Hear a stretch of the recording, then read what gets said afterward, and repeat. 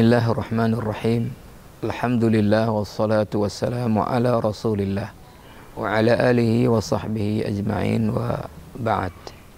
Para pendengar yang dimuliakan Allah, alhamdulillah Allah Subhanahu wa taala pertemukan kita melalui tayangan yang sangat bermanfaat dan berguna ini. Mudah-mudahan Allah Subhanahu wa taala senantiasa bimbing kita ke jalan yang diridhoinya. Para pendengar yang mulia, insyaallah segera kita akan menyongsong Hari Raya Aidul Fitri 1441 Hijriah setelah kita menjalani ibadah puasa, latihan panjang kita untuk menjadi orang-orang yang bertakwa, maka kita akan memasuki Hari Raya yang diberi nama dengan Aidul Fitri. Aidul Fitri, para pendengar dimuliakan Allah Subhanahu wa taala, adalah diambil dari kata Aid. Ini adalah kembali. Fitri adalah artinya fitrah. Ya. Fitrah ini banyak sekali maknanya. Ya. Di antara yang paling utama dari makna fitrah itu, sebagaimana Allah jelaskan dalam Al-Quran, fitratallahi allati fatara an-nasa 'alaiha la tabdila li khalqillah dzalika ad-dinul qayyim walakinna aktsaran nas la ya'lamun. Fitrah adalah merupakan kecenderungan jiwa untuk taat kepada Allah Subhanahu wa taala. Inilah yang disebut dengan agama yang lurus.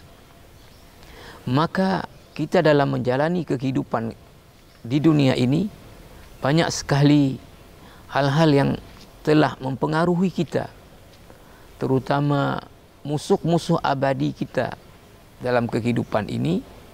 Yang pertama adalah hawa nafsu yang melekat pada diri kita. Maka puasa salah satu dan inti daripada ajaran yang terkandung di dalamnya adalah latihan mengendalikan nafsu. Maka kita telah berlatih selama Ramadan untuk bagaimana kita tidak berturut apa yang diinginkan oleh nafsu, tetapi kita berturut apa yang dikehendaki oleh agama kita. Ketika agama menghendaki kita tidak boleh makan minum di siang hari di bulan Ramadan, kita turuti. Sekalipun dorongan biologis kita ingin makan dan ingin minum. Nah, para pendengar yang dimuliakan Allah Subhanahu wa taala, jadi diharapkan setelah kita menjalani latihan selama 1 bulan, maka kita telah berlatih tadi untuk bagaimana kita bisa mengendalikan nafsu kita. Tidak dia yang kemudian mengendalikan kita dalam kehidupan ini, sebagaimana terjadi di banyak daripada manusia ini.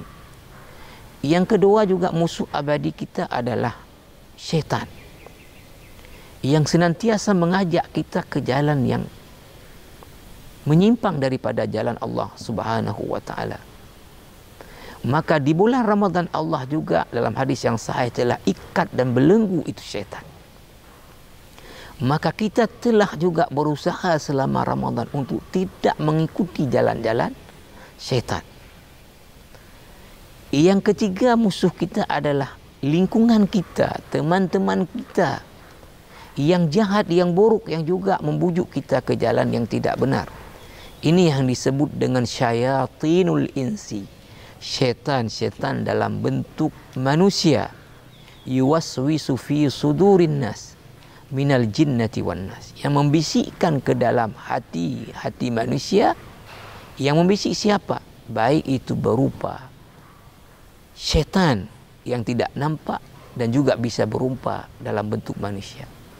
Maka kita selama Ramadan telah berusaha menghindar juga dari lingkungan yang seperti ini, sehingga kita diharapkan bisa kembali kepada jiwa yang cenderung kepada ajaran agama yang lurus. Inilah yang disebut dengan kembali kepada fitrah. Ini di antara makna utama daripada fitrah adalah kembali kepada jiwa yang cenderung kepada ajaran agama yang lurus. Sehingga kita setelah Ramadan ini akan hidup melalui tuntunan agama yang lurus, tidak hidup menurut tuntunan nafsu kita dan juga ajakan setan kepada kita. Maka saya mengucapkan minal aidina wal faidin. Semoga kita bisa kembali menjadi orang-orang yang suci. Artinya kembali jiwa kita kepada fitrah agama yang lurus. Dan kita bisa meraih kemenangan dengan keberhasilan kita kembali kepada fitrah agama yang lurus. Kulla amin wa antum bi khairin. Mudah-mudahan kita selalu ada di dalam kebaikan yang diridhai oleh Allah Subhanahu wa taala. Mudah-mudahan bermanfaat. Wassalamualaikum warahmatullahi wabarakatuh.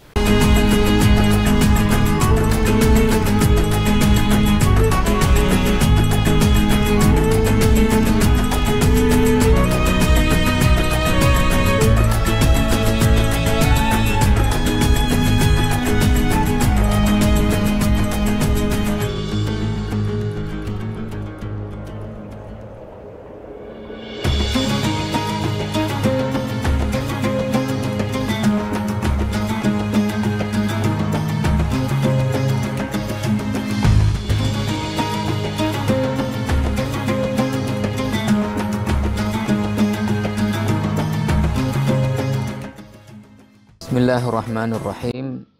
Saya pimpinan Pesantren Modern Al-Manar beserta keluarga besar Pesantren Modern Al-Manar mengucapkan selamat Hari Raya Idul Fitri 1441 Hijriah. Mohon maaf lahir dan batin. Kulla amin wa antum bi khairin.